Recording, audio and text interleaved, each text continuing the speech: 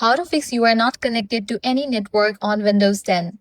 Let's get started. First, right-click on the network icon in your taskbar and select Troubleshoot Problems. Next, search for View Network Connection. Launch it.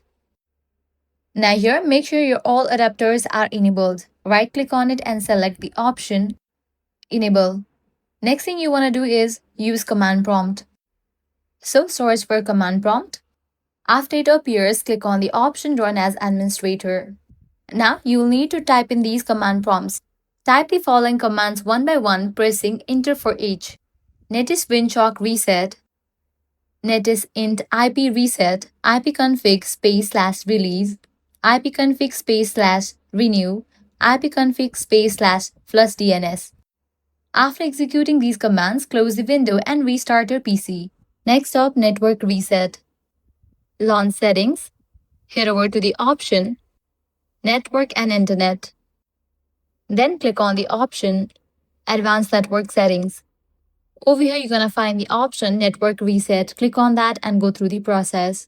After trying these three methods, your network connection should be back to normal. If this guide helped you out, do not forget to like, share, and subscribe. Thanks for watching.